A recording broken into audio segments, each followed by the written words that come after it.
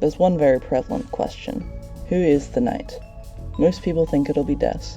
People are starting to warm to Noel or Rudy, and some people think it's Papyrus or ATRIUM. But I'm astonished to say that I think I'm in the minority with my knight theory. You've probably seen the title already, but I believe that Carol is the knight. Normally, I wouldn't be making a whole theory video about this, but as I said, I'm astonished. I feel like more people should be talking about Carol Knight, even if it never became the consensus. Anyways, with that said, let's get into...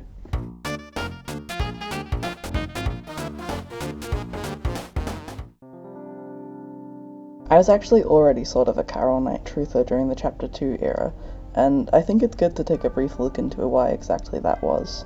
I had ruled out Chris Knight because I wasn't happy with the idea that the Chapter 2 ending scene was a reveal. I thought that we'd get to at least Chapter 5 or 6 before we got the full Knight reveal, so all the Chris stuff was just far too early. I then ruled out most of the candidates. Birdley, Susie, and Noel seemed too new to the Dark Worlds. Jockington was too much of a joke character. I didn't think that any Undertale characters would end up being the Knight. I then ruled out Des because, at the time, everyone agreed that she was the unused text you could find in the code, implying she was missing. That led me to two candidates, Carol Holiday and Cat-Eye Kannenheimer. I thought that Carol was more plausible and more interesting, but I didn't entirely rule out the possibility that it was Cat-Eye. By that point, I had already felt like Carol's impact was quite obvious, and that she'd be an interesting villain. So, when Chapters 3 and 4 released, I was beyond excited to see that not only was the Chris Knight theory wrong, but my favourite candidate was being emboldened like that. So, I was pretty surprised to find out that Des was the consensus among the fandom for some reason. Okay, let's rapid fire over some Carol Knight points. Firstly, the antlers. Most people know and agree that they rule out anyone who isn't a member of the Holiday family. But did you also know that only Carol shares the Knight's antlers? Carol's antlers are actually specifically the only spiky ones in the family, although the Knights are larger and have a bend in them. During this Chapter 3 flashback, we can see Des's antlers, and we can tell that hers are round like her sister's and father's, but Carol's antlers are all spiky. Even when the Knight's shape is inconsistent, their antlers are always spiky, like Carol. Secondly, Carol is an actual swordswoman. She uses katana to slice her fruits in her townspeople's suitcases. Deltarune isn't exactly the most realistic piece of media, and Chris does wield swords, presumably without any prior training, but it's suddenly easier to believe Carol wielding blades to the Knight's proficiency, rather than Des or whoever. Another really good point in Carol's favour is the way she talks. Obviously, the Knight doesn't talk at all, the closest they get to communicating is laughing at us, but Carol seems sort of the same way. Obviously, she does talk, she does have dialogue, but what we get still feels similar. She's talking in the absolute bare minimum. These aren't sentences, they're commands, and it's your responsibility to interpret them. Take these lines in particular. Noel, kitchen, now. You are not welcome, leave, and don't talk to my daughter again. She speaks in short bursts of staccato, leaving out words, only using the bare minimum. It's rude, it feels cold and uncaring. She literally has so much ego that she doesn't even care about speaking properly to lower life forms. I think that's perfectly in line with how the Knight acts. I think that Carol is, if nothing else, the safest possible answer. We know how and when she would be making Dark Worlds, but the other holidays require too much stretching. In Noel's case, she'd need to have been putting on a performance constantly, which I just don't buy. Rudy's death frankly seems imminent, I'd guess Chapter 6. I won't bother to get into the non-holidays, because frankly I consider the Antlers confirmation that the Knight is a holiday. And as for Des, well, where even is she? I don't know, do you know? You can come up with theories for where she is, but it's a bit of a stretch to even say she's alive. I'm not saying she can't be the Knight, or that she can't be alive, but it's certainly a jump. And then there's Carol, who's just there. She has access to all necessary equipment, she's confirmedly alive and well, and she's totally in on the plans. She checks all of the boxes, whereas Des checks none. If you've been into Deltarune theorization at all since the latest chapters released, you're probably aware of Carol's secret black sword. It's in her bedroom, Asgore calls something a black shard whilst looking at it, and we know that the Knight's sword is made out of black shards. So, case closed? Carol's the Knight? Well, not quite. The sword looks nothing like the black knife, besides being black, although, to be honest, the black knife never looks consistent. Asgore doesn't say it's made out of black shards, he says it is one. This is why I was considering not even bringing the katana up. It's just so ambiguous. Is it evidence for Carol Knight? Against it? Who knows? I'll just say that it seems like the Knight would be the type to have this sword, So, let's move on. I think it's about time we address some counter-arguments. The most widely discussed counter-argument is that Carol simply wouldn't look like that. I mean, isn't it a bit ridiculous to go from looking like a middle-aged reindeer to papyrus after 20 hours in the oven? And I think this is actually pretty simple to debate. She just does. I mean, think about it. How does any knight candidate look like that? Wherever you go, you'll have to come up with some unique, stupid explanation. Death needs to be corrupted by the darkness, Rudy needs to manifest his cancer into powers or something, and Papyrus needs to spend 20 hours in the oven. You could probably apply just about any explanation to Carol Knight, and I think it would work out fine. But my personal take is that it's the armor. Despite what some have said, the knight is wearing armor, by the way. In chapter 4, we get this dialogue. The image of the knight began to fade into your mind. The image changes. The helmet begins to come off. If they're wearing a helmet and their whole body appears to be made of the same sort of thing, they're probably wearing a full suit of armor. We know that the knight's sword is made out of black shards and shadow crystals, both items are dropped when the knight's sword is chipped, and the armor is probably made of the same material. That's at least judging by the way it looks. But how does this back up my point? Well, we already know that these two materials are magical in some way. Black shards have the unique ability to remain the same material in the light and dark world, and shadow crystals seemingly cause some form of magical illusions, hiding Chris's hand when they look through it, for example. From the looks of it, it seems like shadow crystals are made of, or at least contain, determination, because of this dialogue Toby posted from chapter 5. From Sean. Chris, I suppose I owe you an explanation about all this.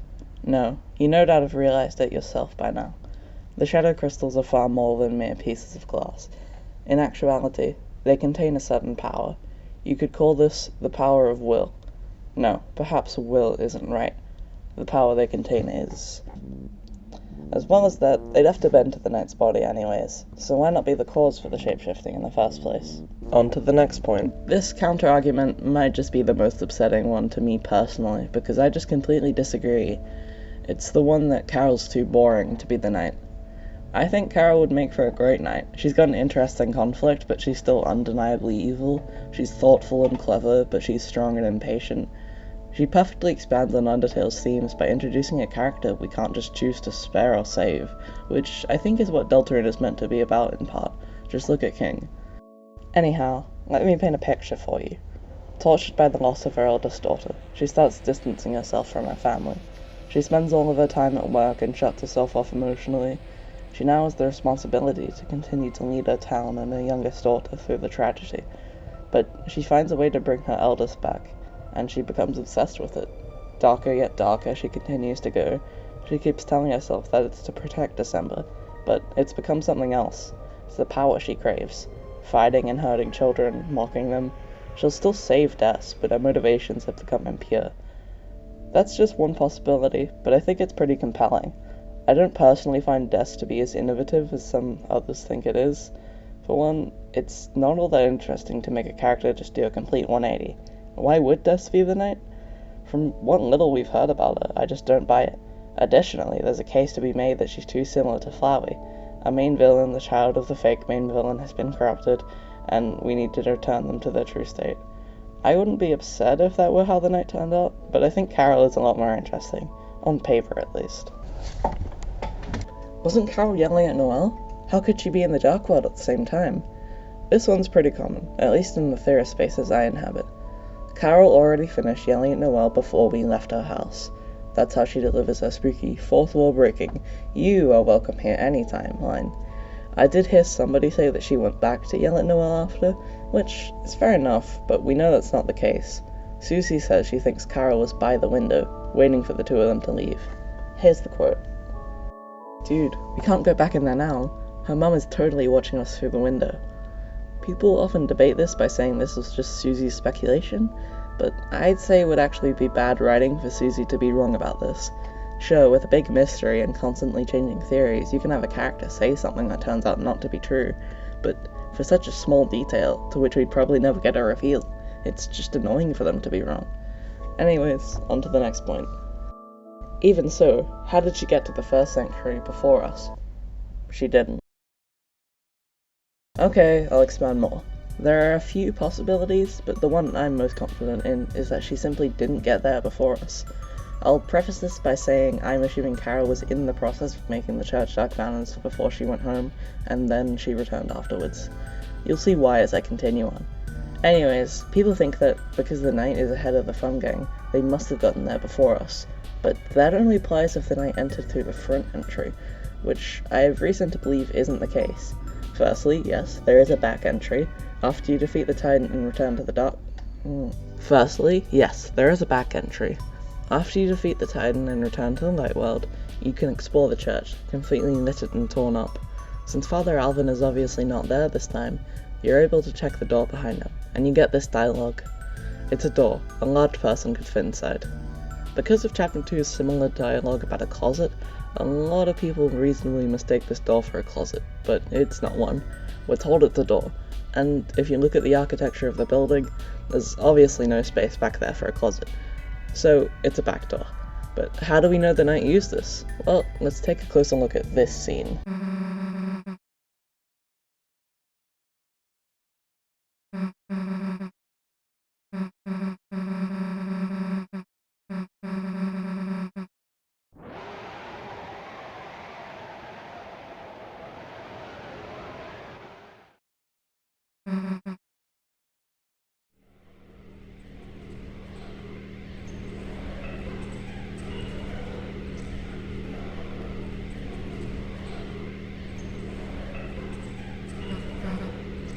First, Susie sees the dark fountain and talks about how easy this was.